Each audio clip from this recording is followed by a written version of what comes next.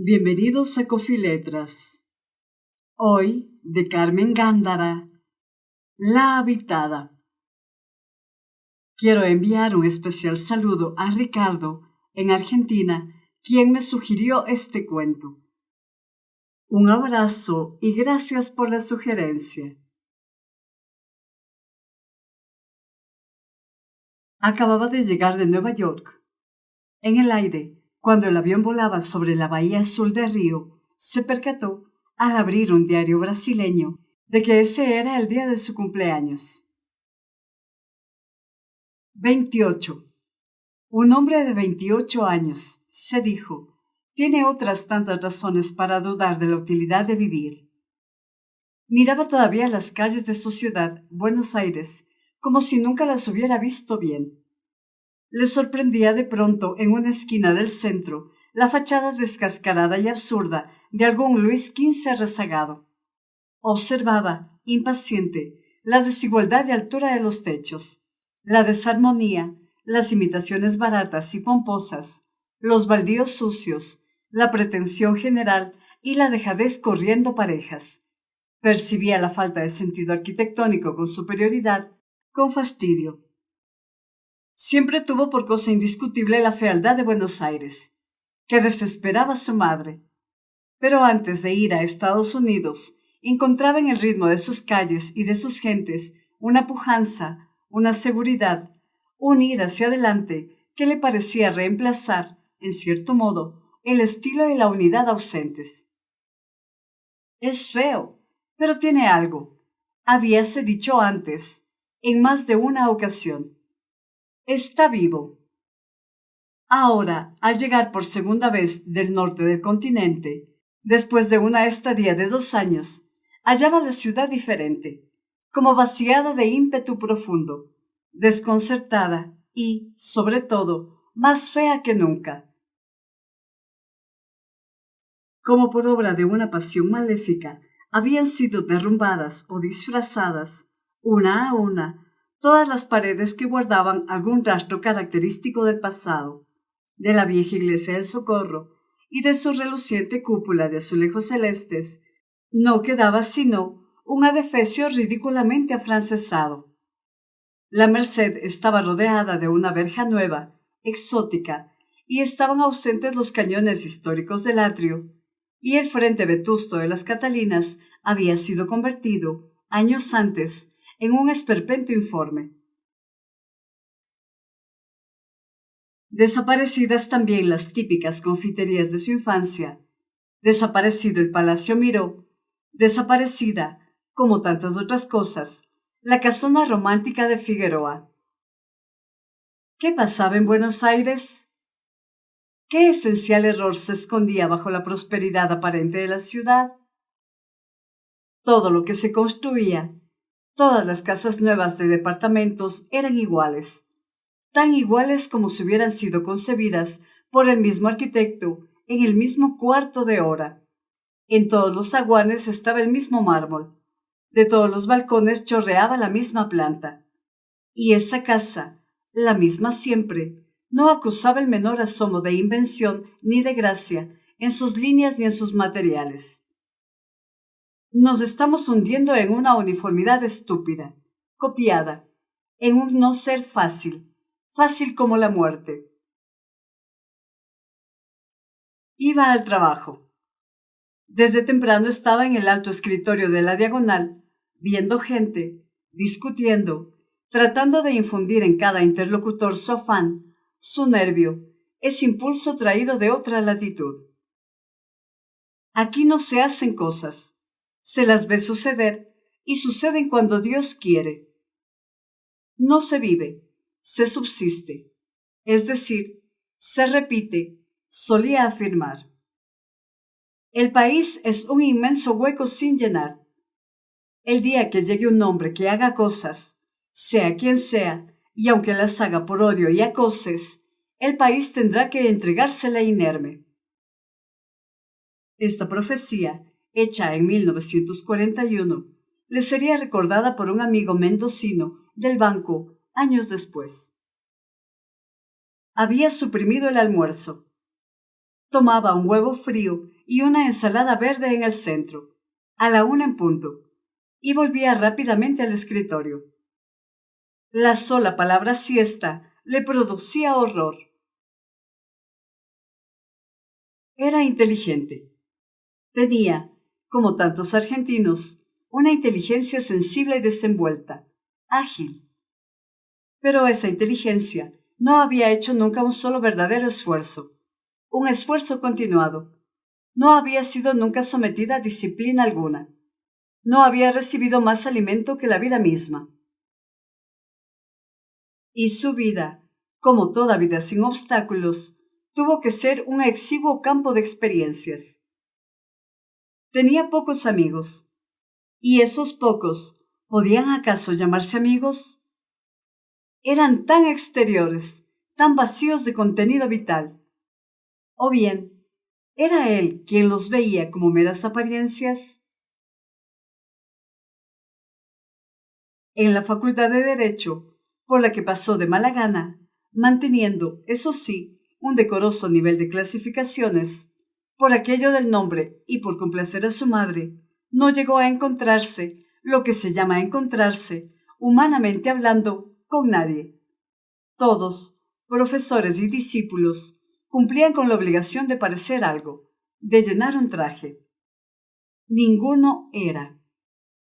De ahí que al llegar a Estados Unidos le hubiera hecho tan buena, tan saludable impresión el que cada uno de sus amigos yanquis pareciera ser aquello que en realidad era, aunque eso que parecieran y que eran no pasara de un modo de existencia sumamente limitado y superficial.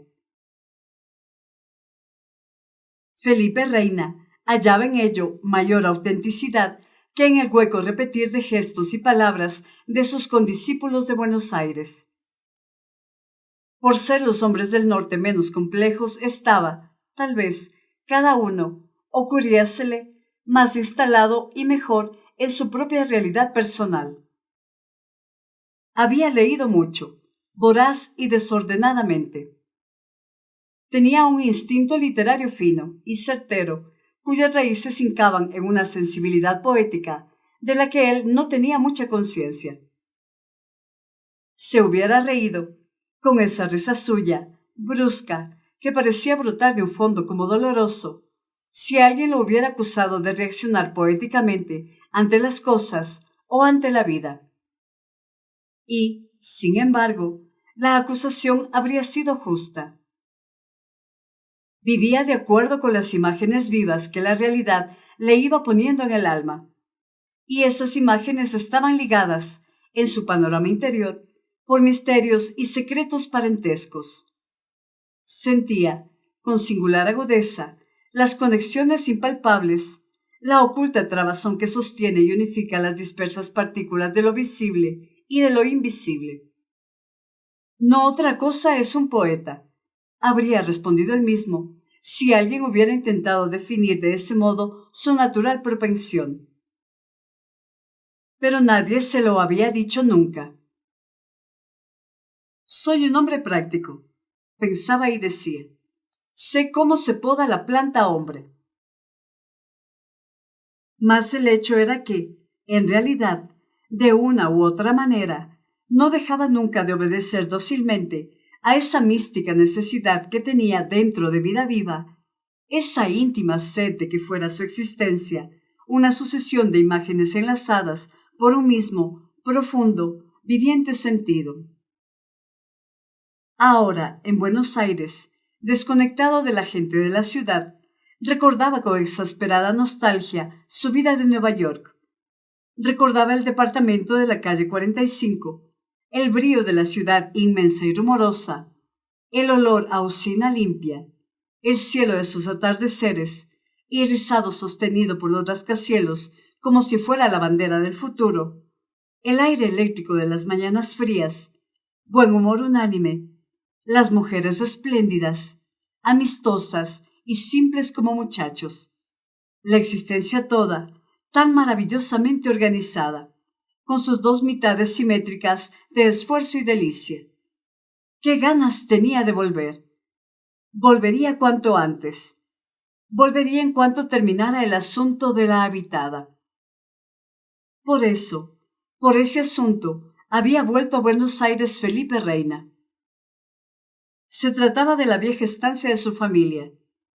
La vieja estancia fundada por aquel Reina, tatarabuelo suyo tan recio como los remotos españoles, de que provenía que allá por 1800, venciendo obstáculos casi mitológicos y sufriendo penurias y riesgos constantes, logró formar con sus propias manos el núcleo central de la propiedad donde Felipe pasara la mayor parte de su infancia y donde, unos meses antes, había muerto la abuela paterna. La vieja señora no quiso nunca venir a vivir a la ciudad. Prefirió quedarse en la habitada, con una sobrina solterona que la acompañaba y con gente, los mismos servidores de toda la vida. Hacía varios años que Felipe no la veía. Recibió con bastante indiferencia, poco tiempo atrás, en Nueva York, la noticia de su muerte, y luego, con sorpresa, días después, la comunicación siguiente.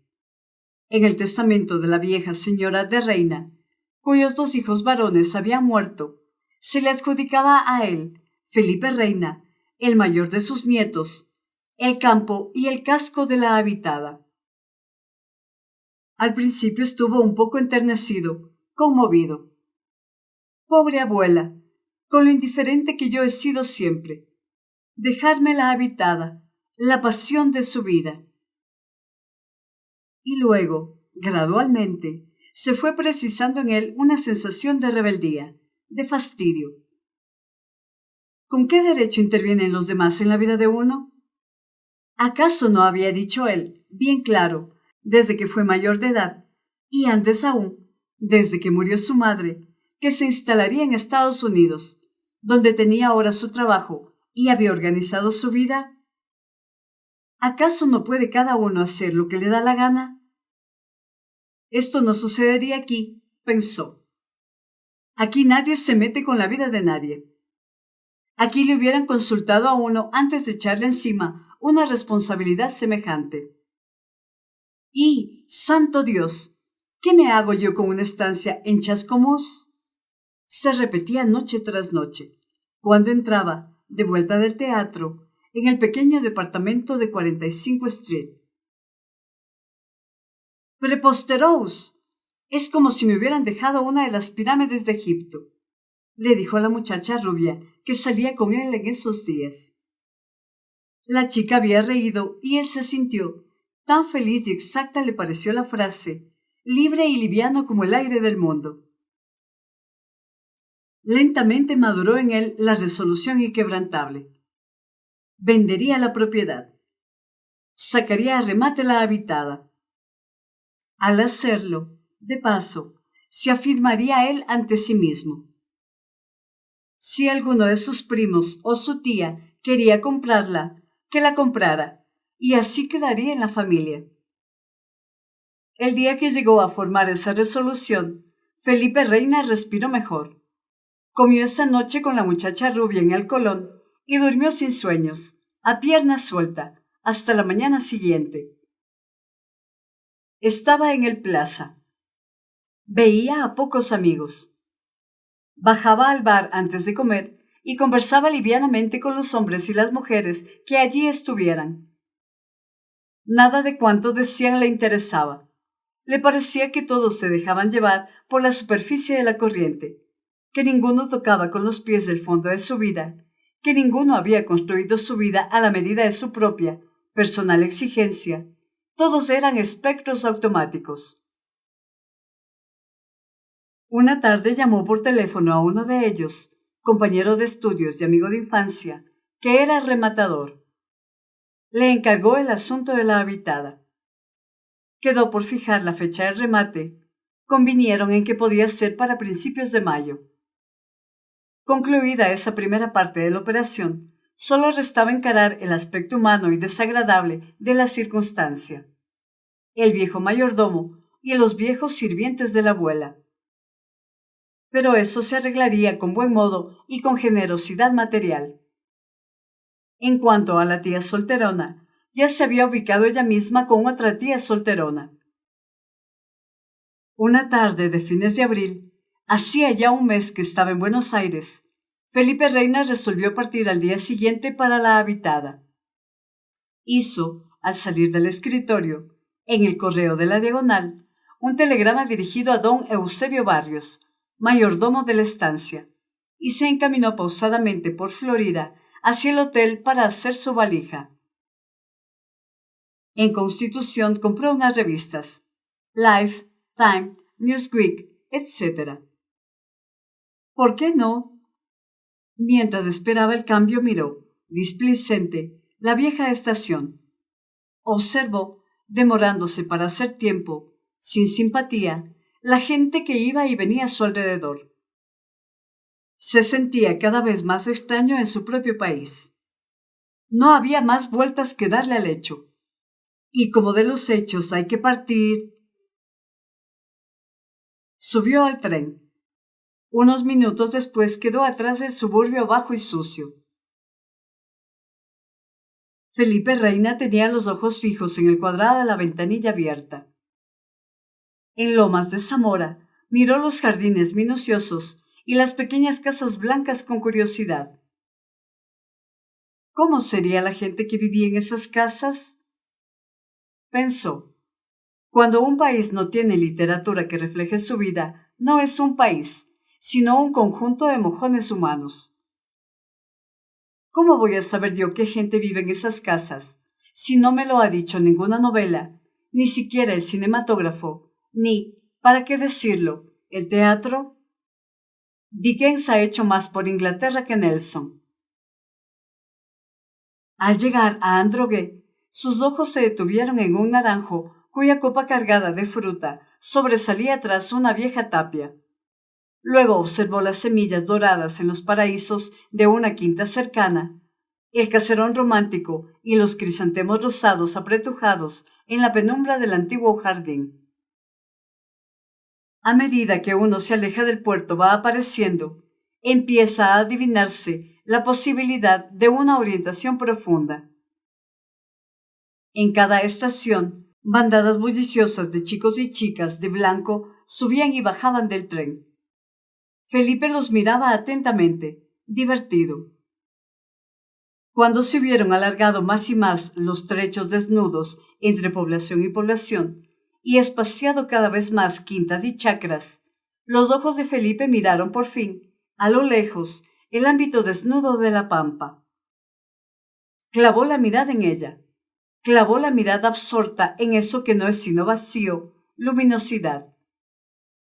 El comienzo del otoño venía siendo lluvioso, y estaba verde, muy verde, la llanura. Sintió la frescura del color nuevo en los ojos. Miró con atención la mancha más intensa de los bañados, el ganado inmóvil, las islas azuladas de los montes en la lejanía. Sintió una gran dulzura adentro, muy adentro. Sabía desde niño que cuando el campo tenía ese aspecto, había charcos a cada paso, y corrían los arroyos y tecleaban las ranas al bajar el sol. Estuvo así, mirando el claro paisaje vacío, mucho rato. Al salir de Bursaco, aspiró el olor húmedo y secreto de la tierra removida. Luego, maquinalmente, tomó las revistas que estaban junto a él sobre el asiento. Se puso a mirar las fotografías de Life. Churchill en Victoria Station, hundiendo los dientes en la realidad como los hunde un perro en un hueso. Comentó para sí. La última estrella producida en Hollywood, con la misma boca, los mismos dientes, los mismos ojos que todas las anteriores. Es curioso que hayan podido llegar a fabricarlas en serie a estas también. La mujer sonreía desde el centro de sus pestañas, semidesnuda, estúpida. Volvió a la página. Aparecieron mutilados, muertos, escombros. Una herida abierta, tomada muy de cerca, llenaba una página entera, obscena y atroz.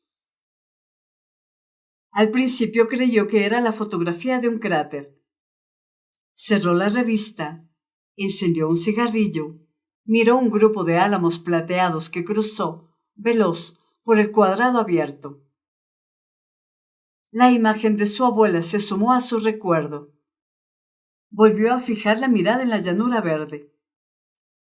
Hacía años que no la había visto. En su último viaje a la Argentina, solo estuvo 2 meses en Buenos Aires, y su permanencia coincidió con la temporada que pasaba la señora de Reina en Córdoba, todos los inviernos. La humedad de la habitada, durante los 2 meses más fríos, no era indicada, según los médicos, para sus ya numerosos años. Él le había mandado un telegrama al llegar. Ella contestó desde Córdoba una carta dulce y cariñosa, en la que le decía que ya tenían las órdenes necesarias en la habitada para que te reciban como es debido. A él no le llegó el momento de ir a la estancia, ni tampoco el de darle a la abuela explicación alguna al respecto. Recordaba poco el resto de la carta. Recordaba poco también cómo y cuándo la había visto por última vez. Mas si se remontaba a su infancia, la imagen de la abuela aparecía continuamente en las estampas que guardaba su memoria, pero siempre en segundo plano, como si estuviera detrás de las otras imágenes, detrás de los sucesos que dejaran en él un rastro feliz o melancólico. La veía pasar, en su memoria, como una sombra por el corredor y los cuartos de la habitada, con unos ojos clarísimos y unos gestos cuidados de antigua belleza, suave, muy suave. Pensó, debe haber sido una mujer excepcional. Recordó entonces que su madre le dijo una vez, con un gran respeto en la voz y de una manera muy particular, que le llamó la atención en ese instante. Tu abuela es una mujer admirable. Él, después, ni caso había hecho. ¿Cuánto había hecho él caso de la familia? Él, que solía decir, allá por los 20 años, la familia es una excrescencia que le sale a uno y que hay que amputar. De lo contrario se convierte uno en pura excrescencia. Siendo sus primos unos pavos, botarates, intransitables, y su tía una aburridísima, aunque buenísima mujer, para Felipe Reina, desde la muerte de sus padres, no existió en el mundo más que un ser digno de consideración, él mismo. El tren llegó a Altamirano. Felipe observó el boliche, que estaba en la esquina del pueblito más próxima a la estación.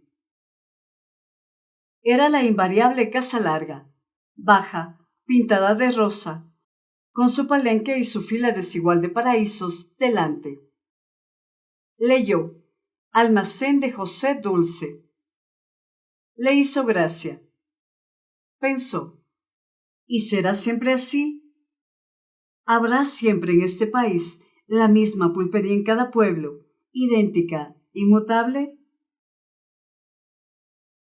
En Buenos Aires, el mecanismo superficial de la vida acaba con todo, ciegamente, y acá la vida está como detenida. Y las dos cosas están mal. Pero, ¿por qué no podrá hacerse acá lo que se hace en otras partes? ¿Por qué no se vive conscientemente, continuando un camino, progresando dentro de una misma manera de ser? Era demasiado inteligente para aludir al progreso sin sentir un íntimo resquemor. Volvió a mirar la pulpería con nueva atención, como si ésta fuera una deliberada actitud ante la vida y la muerte, una filosofía. Mientras la miraba, un poco de reojo porque el tren arrancaba, se decía: a lo mejor es José Dulce quien tiene razón.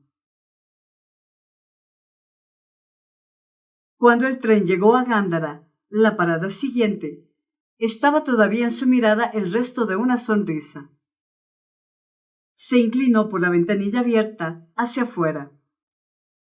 Los tarros de leche se amontonaban en la plataforma y chocaban y caían, ruidosos, sobre el piso blanco. Felipe miró los racimos violetas que colgaban de los ligustros alineados junto a la vía. En el fondo del aire fresco se adivinaba un tenue olor a pasto cortado. José Dulce. Volvió a sonreír. Allá en la sombra de su ser sensible, Felipe iba sintiendo algo que era como el principio de un descanso, así como si alguna misteriosa herida comenzara, en el secreto de su sangre, a cicatrizar. No conocía al muchacho que lo esperaba en el andén y que, sin vacilar, se acercó a tomarle la valija. Vio, con gusto, que la vieja verja de la estación estaba intacta. Buenos días. Subió a la volanta, la graciosa volanta de ruedas amarillas en la que, de muy pequeño, aprendiera a manejar. Pensó en Nicasio, el cochero de siempre, y no se atrevió a preguntar por él. Se habrá muerto. El muchacho parecía mudo.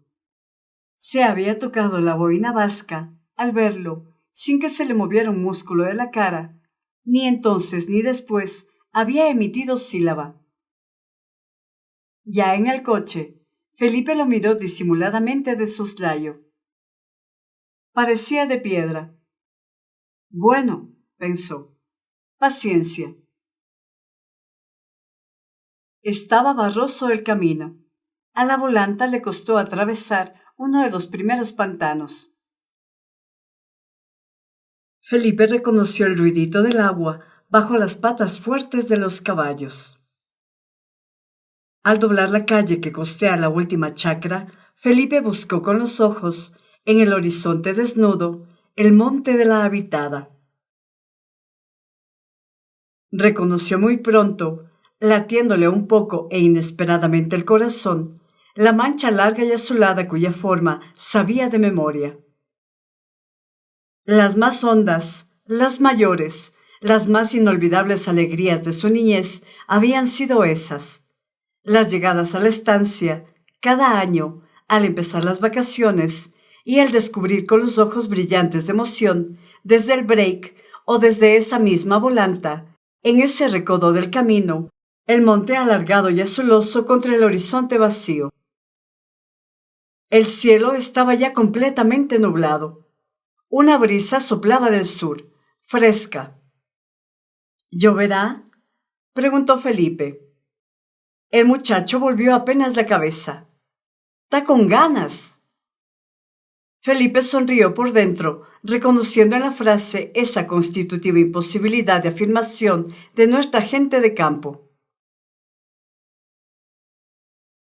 Al llegar a la primera tranquera de la estancia, Felipe se bajó del coche, ágil, antes que el muchacho tuviera tiempo de dejar las riendas. «¿Está con llave?». El muchacho le tendió el llavero. «La más grande». Cuando soñó, al caer contra el poste de quebracho, la cadena de hierro, a Felipe le pareció que el sonido movía en él un sinnúmero de recuerdos, que los sacudía, los despertaba. ¿Cuántas veces había hecho ese mismo gesto y oído ese mismo ruido de la cadena contra la madera lustrosa? ¿A cuántas horas de angustia o de entusiasmo estaba ligado ese ruido en su memoria? ¡Qué lindo está el campo! ¡Tan lindo! Viene llovedor el otoño. Desparramadas, gordas, al pasar el coche, alzaban la cabeza y fijaban en él los anchos ojos mansos. El mugido remoto de un toro resonó, ansioso, como si buscara un eco en el aire. Ya se distinguían claramente los eucaliptos y los álamos italianos de los otros árboles del monte. De pronto, vio Felipe, entrecerrando los ojos, la pequeña mancha blanca del galpón, semicubierto por los primeros sauces. «No se ve la laguna todavía», dijo con voz apenas audible para sí.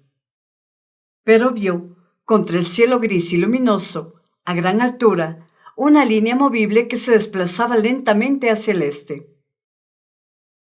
La siguió con los ojos. Sabía lo que era. Conocía el modo y el ritmo con que ascendían y se alejaban de la laguna en las mañanas frescas.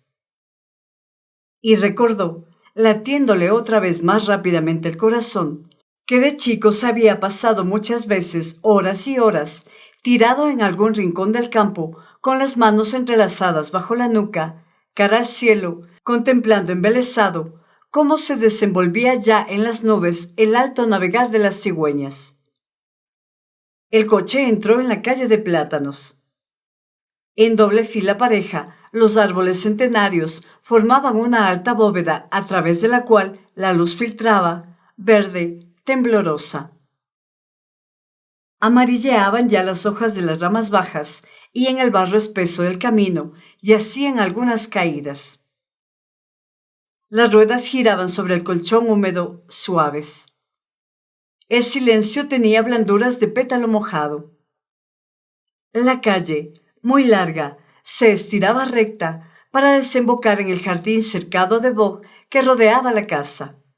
Se veían, al fondo, la elevada verja y el portón con sus dos pilares con pitas. Felipe miró las ramas frondosas de los viejos plátanos. Formaban un techo compacto y, a la vez, liviano. «Es el túnel que lleva a mi infancia», se dijo, entre burlón y emocionado. Crujió, gimiendo, el portón de entrada al girar sobre los goznes enmohecidos. No estando la familia en la estancia, nadie entraba por esa puerta, nunca. Felipe entreabrió, a través de los arbustos, la casa enjalbelada y baja, extendida sobre la barranca abrupta de la laguna. El silencio era tan absoluto que lo sintió golpear como una presencia sobre los nervios tensos. «Voy a ir caminando hasta la casa», dijo al chico. Agregó, «Gracias, hasta luego». Y entró, a pie, en los angostos caminos cercados. El coche se alejó desviándose hacia el lado de las caballerizas. Nadie, en las casas, mostraba haber oído la llegada del coche. Felipe se internó en el jardín desierto. Dio unos pasos. Se detuvo. Miró. Parecía estar encerrado todo el encantamiento de su infancia en los canteros cuadrados llenos de hojas brillantes, flores apretadas y troncos oscuros que se retorcían bajo los tallos sinuosos de las enredaderas. Contempló el desorden de flores y ramas limitado por el cerco ancho y tupido que olía a madera. La luz neblinosa daba intensidad chuza y el de los últimos delfiliums, el carmín de ceibos y achiras, el oro de los copetes y el lila tierno y polvoso de la geratum. Llamados por su emoción, todos los nombres olvidados volvían a la superficie de su memoria, dóciles. Una vara de yuca en flor estaba caída, quebrada, sobre las primeras violetas. Se acercaba al corredor de la casa. Vio las columnas redondas, firmes, bajo las bignonias ligeras, los muros blanqueados, las tejas oscurecidas por el musgo. Levantó la mirada hacia los vidrios blancos y azules del mirador. Una nube de perfume a óleo fragans envolvía el patio del aljibe. Bajo el alero, sobre las salvias rojas, suspendido, temblaba un picaflor. Uno a uno fueron apareciendo todos. Don Eusebio, el mayordomo que lo era desde el tiempo de su abuelo don Felipe, y que estaba indisolutamente asociado a los minutos más amargos y más felices de su niñez, la vieja Feliciana, mucama de la abuela, y doña María, la cocinera de toda la vida.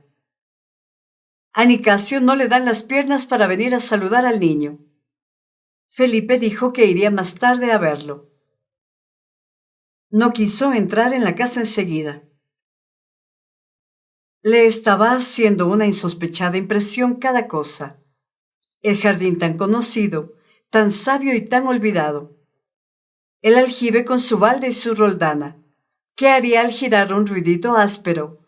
Qué bien sabía, qué exactamente sabía cómo era aquel ruidito áspero de la roldana. Los perfumes, las ráfagas intermitentes de aroma a favorita o madreselva. Esa gente tan maravillosamente real, tan fiel a sí misma, tan hondamente humana. Y, más aún que todo lo demás, la proximidad muda, la presencia central y silenciosa de la laguna cuyas aguas, o grises, o pardas, o verdosas, ¿de qué color eran?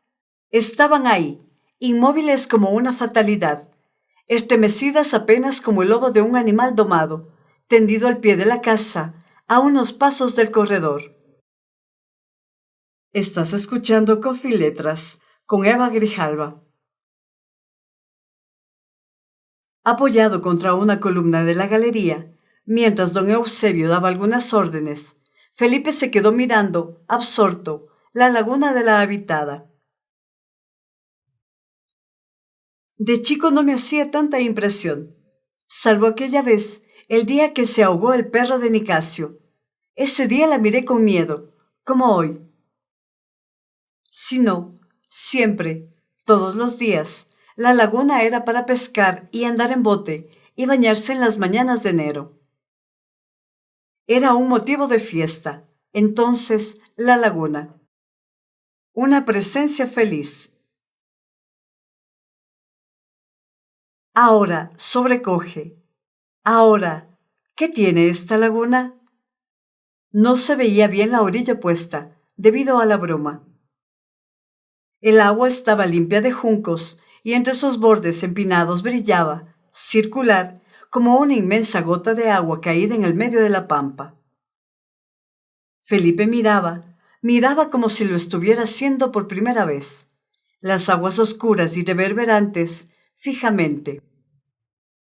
Luego dieron con don Eusebio, muy despacio, la vuelta de las casas, deteniéndose en cada una de ellas, en los galpones, en la huerta de verduras, en la cochera donde estaban enfundados, con las lanzas en alto, colocados en hilera, los coches de su abuelo. Don Eusebio mostraba todo con una gran satisfacción, con una satisfacción tan íntima que no llegaba a manifestarse. Solo quien conociera muy bien su cara hosca y cetrina hubiera percibido en la expresión de sus ojos tirantes el orgullo del deber cumplido. Cuando hubo reaccionado un poco de la primera impresión, Felipe entró en la casa. No bien entreabrió la puerta de la sala, vio que todo estaba exactamente como él lo recordaba. Cada cosa ocupaba el sitio que ocupaba en su memoria. El sofá de jacarandá, el piano, sobre el cual había un enorme candelabro de porcelana de colores muy pálidos, el reloj de bronce sobre la chimenea, bajo el fanal brillante, los retratos al óleo de abuelos y abuelas, en sus marcos ovalados, los pisos de caoba, relucientes. Sobre la consola de tapa de mármol estaba, como antes, el florero antiguo blanco y dorado con su ramo apretado de flores de cañas frescas.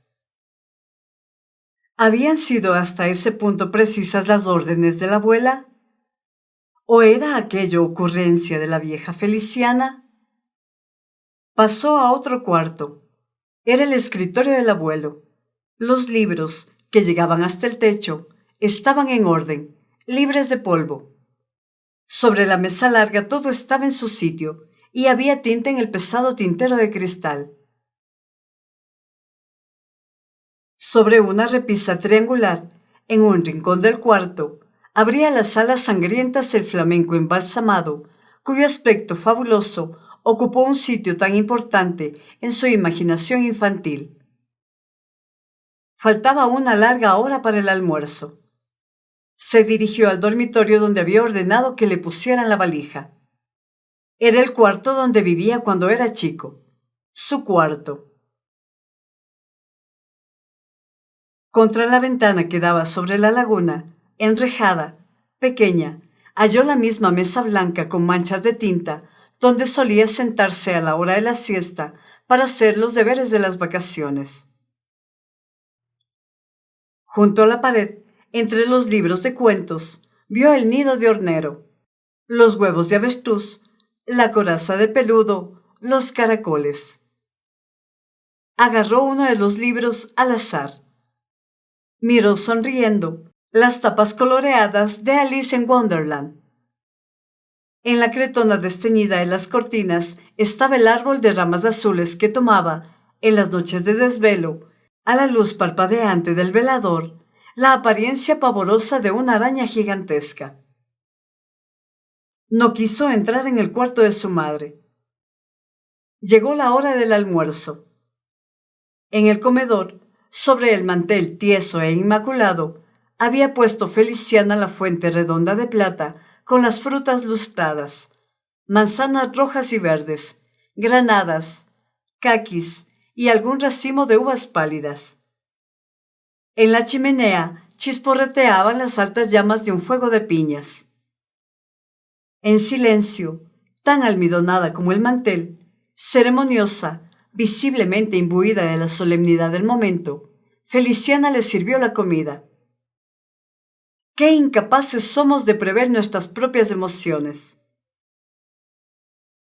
Resolvió postergar hasta la noche la conversación con don Eusebio respecto de la venta de la estancia. Era indelicado, inoportuno, pensó, hacerlo ese mismo día. Terminado el almuerzo, Feliciana se le acercó, con su cara seria, y le dio una llave que traía en la mano.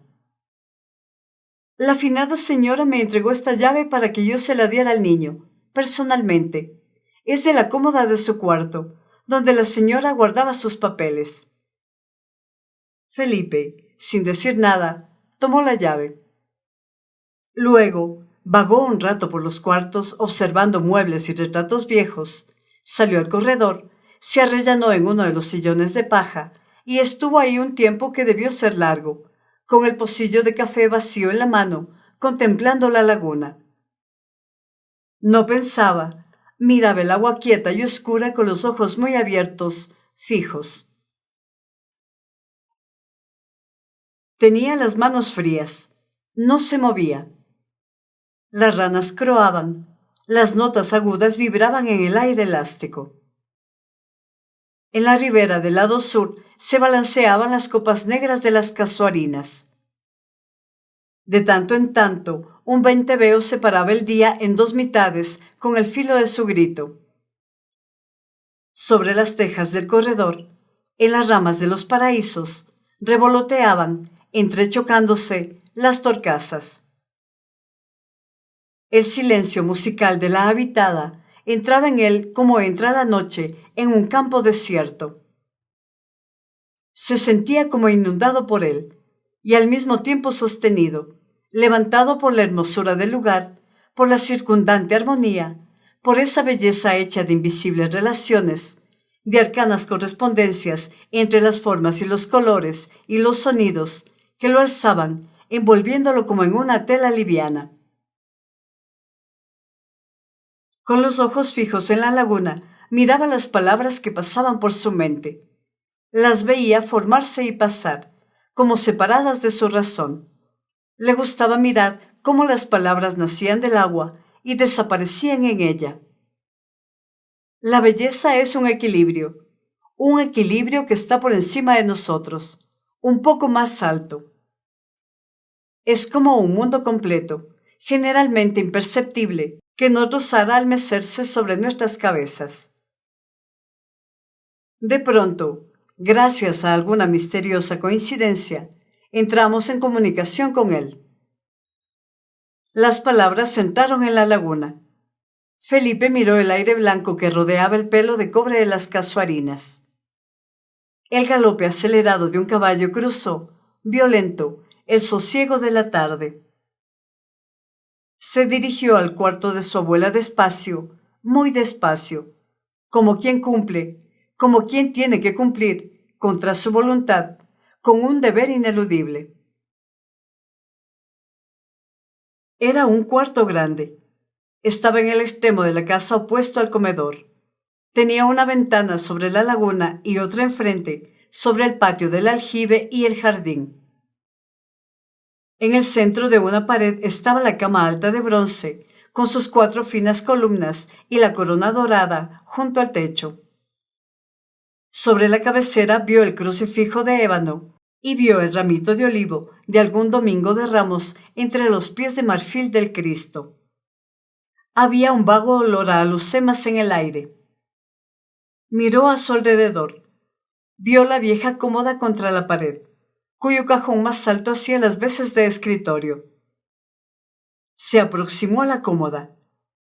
Veíase sobre ella un retrato de su madre, joven, con un vestido de baile blanco, de mangas voluminosas. Abrió, con manos no muy seguras, el cajón de arriba. Sintió un olor a romero, o a incienso, o a libro de misa. Abrió los pequeños cajoncitos que estaban en el interior y volvió a cerrarlos. Miró. ¿Debía o no debía examinar el contenido de ese mueble? Reflexionó durante unos segundos. Sí, evidentemente, la llave le había sido entregada y lo que su abuela no hubiera destruido estaba, de hecho, destinado a las manos de él. Acercó un sillón al viejo mueble. Quedó así un momento sentado junto a la ventana enrejada por la cual veía brillar el agua inmóvil de la laguna. Lo primero que llamó su atención fue un paquete de cartas atado con una cinta lila descolorida. Lo examinó sin desatar la cinta. Reconoció la letra leve y minuciosa de la abuela. Debajo del paquete había un libro, un cuaderno cuyas tapas estaban recubiertas de un terciopelo granate. En el centro de una de las tapas había un monograma de plata. Descifró las iniciales. B.R. Lo abrió.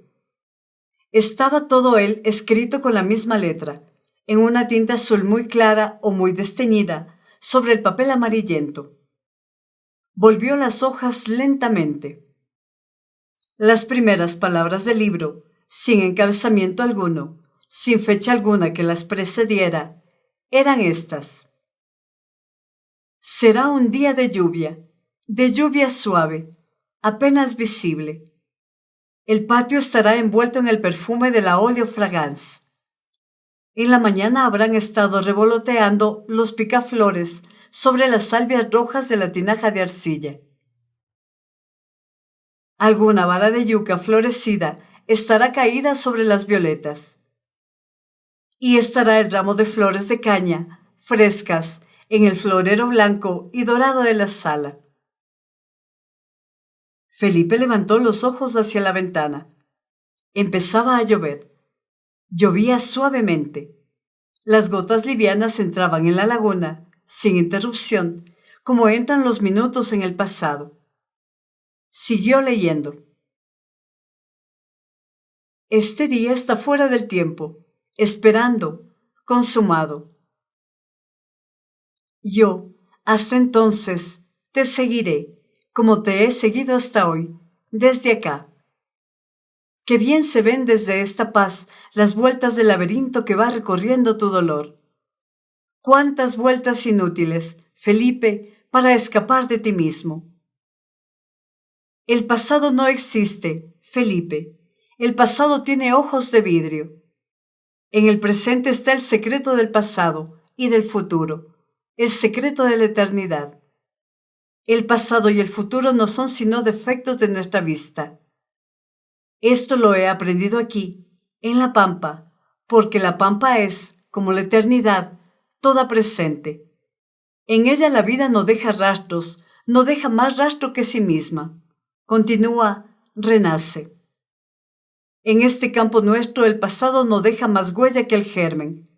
Todo pasto es un pasto recién nacido. Hay que hacer con las cosas del pasado, Felipe, eso que hace Cayetano, el jardinero, con las flores muertas, arrancarlas y guardar la semilla. Yo sabía, cuando te fuiste, que no te ibas en realidad. Yo recogí la semilla de aquel día. Las mujeres estamos para eso, para guardar la semilla de cada cosa. Nadie puede escapar de sí mismo. El tiempo no es un camino hacia adelante. Es circular como la laguna, como la pampa. No avanza, gira y, muchas veces, desanda. Felipe se movió un poco en el sillón y escuchó el silencio. El silencio respiraba como un cuerpo dormido. ¿Estaba soñando? Esa calidad, la calidad de los sueños, tenía el momento que estaba viviendo. El doble canto de una pareja de horneros entró en la calma con las tijeras de plata de su trino. ¿Seguiría leyendo? Volvió hacia atrás la página leída. Los dedos le temblaron un poco. Vio entonces, escritas del lado de adentro de la tapa, unas palabras entre comillas que no había leído. Eran estas: de allí adelante no serás llamada desamparada, y tu tierra no será más llamada desierta, mas serás llamada mi voluntad en ella, y tu tierra la habitada. Y debajo, en una letra más pequeña, Isaías 62:4. Felipe Reina se puso de pie, dejó sobre la cómoda el libro de terciopelo, no volvió a cerrar el cajón, salió, tranquila y firmemente, del cuarto. Se echó sobre los hombros una capa de goma que colgaba de la percha del vestíbulo, sin reparar en que era insólita su presencia allí. Abrió la puerta de entrada. Salió resueltamente al jardín lluvioso. Anduvo largo rato bajo los árboles añosos del parque.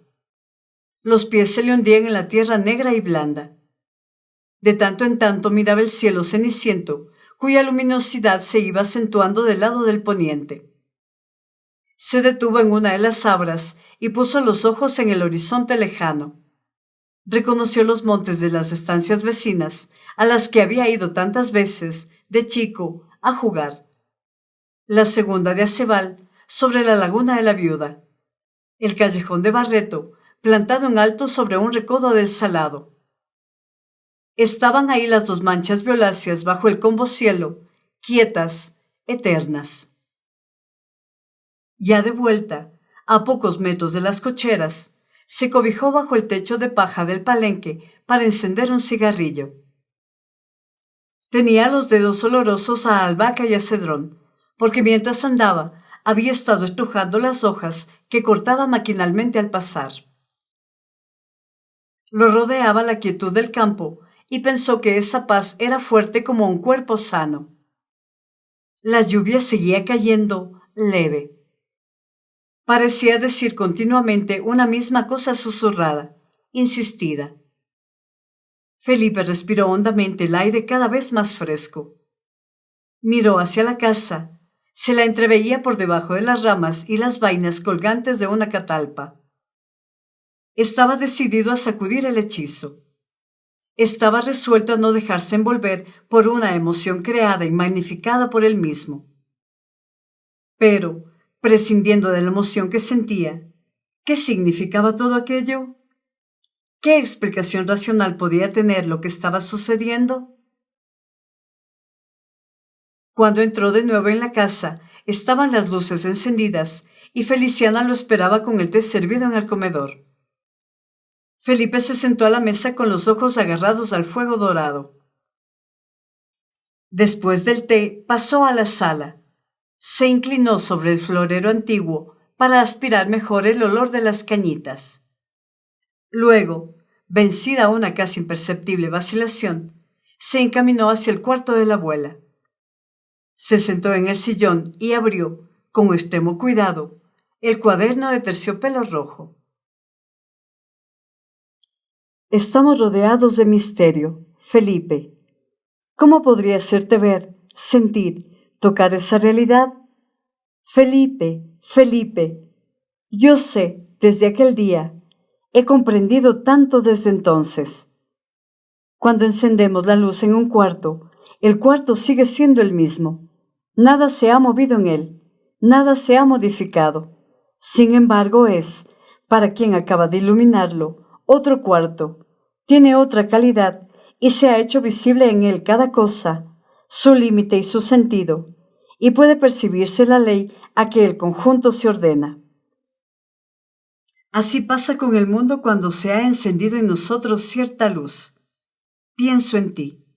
Te veo envuelto, encerrado, dominado por la realidad de lo invisible, y tú sin saberlo. Y es la única realidad, Felipe. Las cosas no son sino signos, cifras. Los poetas saben eso. Los poetas saben lo que las cosas son. Ellos ven. Pero solo los santos pueden ver la realidad total. Tú, perdón Felipe, como tantas personas de cuerpo robusto y demasiado sano, eres un poco insensible al lado de sombra de la vida. No ves las cosas que se mueven en él, los hilos que vinculan, que unen, que unifican las partes del todo. Aquí, en la habitada, en el monte de los álamos negros, temblones, populus trémula, nos corregía tu padre. ¿Recuerdas? Hay en cierta época del año una red infinitamente entrecruzada de hilos claros y elásticos que impide casi el andar por él. Babas del diablo o hilos de la Virgen se les llama. Así es el mundo, Felipe. Todas las cosas están, como los temblones de la ribera del oeste, ligadas, comunicadas por las hebras suaves del misterio. Hoy, en el mundo, son muy pocos los que ven las figuras invisibles. El mundo moderno es como un teatro donde todos los espectadores estuvieran dando las espaldas al escenario. Todos miran quién entra, quién sale, cómo se mueven los presentes, qué actitud tienen y por qué. Todos miran a todos y nadie al espectáculo mismo. Pero detrás de las espaldas de este mundo, la verdad sigue la trama de su historia. Había cesado de llover. Una luz de oro cubrió la laguna, haciéndola reverberar como si fuera un espejo vuelto hacia el sol. El resplandor de esa luz entró en el cuarto, transfigurándolo. Los pájaros, todos los pájaros, se pusieron a gorjear, como enloquecidos, en las ramas pesadas de agua. Semi hundido ya en el horizonte, el sol se iba en sangre. Un viento tímido llegó del sudoeste y rizó, apenas, la superficie dorada. Tú te fuiste al extranjero para huir de ti mismo. Pero eso que tú eres, que no puedes dejar de ser, mi querido, quedó en la habitada. Sonó a través de la vocinglería crepuscular la campana que ponía fin al trabajo de los peones. Retumbó en el corredor y dejó vibrando entre las columnas un eco musical. Felipe se levantó trabajosamente, como si estuviera muy cansado. Dejó sobre el paño verde el libro abierto. Empujó la puerta que daba a la galería. Salió. Se puso a caminar de arriba abajo, de una punta a otra del corredor, rápidamente. Hacía frío. De pronto recordó que así, de ese modo, caminaba por allí su abuelo, después de comer, cuando él era pequeño. ¿Cuántas veces lo había observado desde su ventanita ir y venir contra el fondo negro de la laguna? Ahora le parecía que cada paso que daba a él lo acercaba más y más a un punto oscuro en el cual, fatalmente, se decidiría su destino. Estamos rodeados de misterio. Las cosas son signos, la semilla de las flores muertas. En ese instante alzaron vuelo repentinamente, cerca de la margen opuesta de la laguna, unas cuantas garzas blancas. Felipe interrumpió su marcha para observarlas bien. Las alas relucían en el aire encendido del ocaso. Despaciosas, livianas, las garzas, con los largos cuellos interrogantes y los cuerpos tendidos hacia arriba, ascendían en silencio como si realizaran un rito secreto, inmemorial, Felipe las miró subir desde el agua hacia el cielo, puras. Sí, es evidente. Son signos, señales. Detrás de todo esto hay algo que no vemos. O mejor, todo esto es algo cuyo sentido casi, en algunos fugaces instantes, percibimos. Ya anochecido, volvió a entrar en el cuarto y al fulgor mortecino de una lámpara de opalina verde, siguió leyendo. Cuando murió tu madre, Felipe, todos en la familia creyeron que habías soportado el hecho con valiente simplicidad, resignadamente, como acepta toda cosa un hombre en quien el sentido práctico es más fuerte que la imaginación. Creo que esas eran las palabras que dijeron. Y alguno llegó a insinuar que eras un insensible. Tu actitud en todo momento inducía a creer que habías mantenido tu ritmo vital imperturbado. Yo, Felipe, sabía. Nunca te dije nada. Las cosas que importan, las que tocan el agua profunda, no deben decirse. Yo sabía que habías asistido al hecho terrible como si, al verla morir, hubieras visto acabarse, desaparecer en ese pozo de su muerte, todos los caminos de tu alegría. Mirarte, en esas horas en que todas las mujeres rezábamos el rosario alrededor de ese aliento cada vez más imperceptible, era mirar el fin de un grito de júbilo que iba subiendo en el sol, o la caída vertical de un vuelo herido contra el piso sordo, o la sombra exacta que está en el fondo de todos los abismos. Pero nadie veía nada, porque te condujiste en toda ocasión con impecable entereza. Felipe, desde ese momento en que te quedaste absolutamente solo en el mundo, te pusiste a negar la soledad, te pusiste a establecer que ese precipicio que llevabas dentro no existía. Y para lograrlo, tuviste que ir, poco a poco, asesinándolo todo. ¿No sabes acaso que una noche mataste a las flores, y otra a los colores de la luz, y otra a los ecos y las resonancias y los reflejos? ¿No te acuerdas de la tarde en que asesinaste a todos los niños, con sus risas y sus llantos y sus preguntas, así como lo hacen, para poder morir, los suicidas? Lentamente fuiste haciendo de ti mismo un muro. No podías soportar la dulzura del recuerdo de tu madre muerta. La dulzura, Felipe, está escondida en todas las cosas. No se puede escapar de ella. Así como está escondido el secreto de la belleza en el apretado centro de las rosas rojas.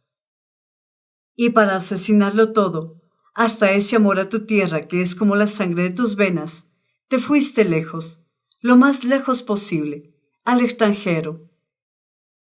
Yo, desde aquí, seguí el juego de tu viaje por el mundo. Esperaba que volvieras. Quisiera mostrarte todas las cosas que yo sé desde aquel día. Quisiera que pudieras ver, como los veo yo, los pasos de danza del milagro, las manos sin carne del misterio moviéndose entre las cosas y adentro mismo de las miradas humanas.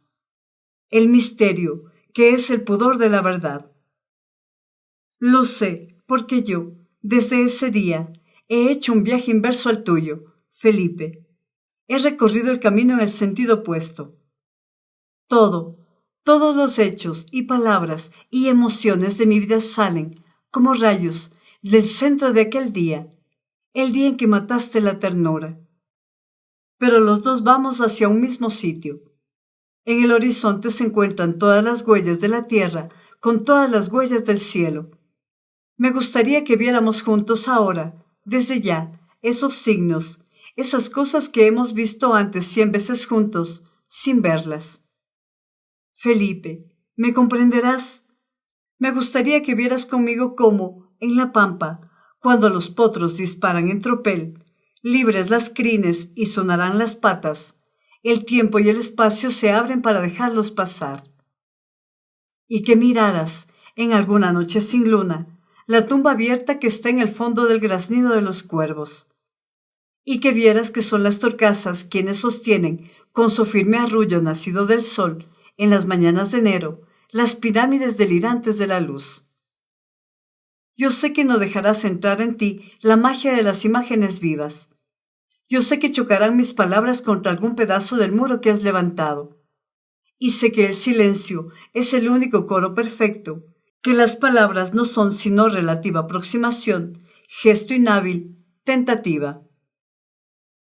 Pero tengo que decirte por medio de las palabras las cosas que yo sé. Tengo que decirte que cada día descubro en la pampa nuevos motivos de asombro. Ayer salí al campo al atardecer. El silencio se me vino encima, blando, como una bandada de pájaros mudos. Y pensé que este silencio nuestro respira, palpita, es cosa viviente. ¿Te has fijado en que la pampa no está nunca quieta? ¿No has pensado que en esa inmensa quietud todo es movimiento, todo está perpetuamente animado?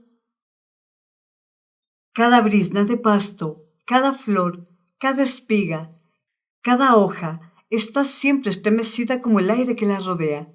Tan en contacto con el aire está. Los alambres tensos vibran sin cesar. Los charcos están cubiertos de pájaros y de viento. Los arroyos andan. Los animales pastan y miran y reflejan el viaje del viento en el vacío. Y la tierra virgen, encierra y protege multitud de vidas minuciosas en el secreto de sus cuevas oscuras. En cuanto al cielo, este cielo que baja hasta nuestros pies en el horizonte, es un incesante suceder, un permanente nacer y morir, un eterno pasar de formas y colores, y luces y sombras fugaces. Yo sé que cuando vuelvas y mires la pampa, será como si la miraras por primera vez. Recuerdo cómo te gustaban los perfumes. Quisiera que descubras, como lo he descubierto yo, que cada perfume es un mundo.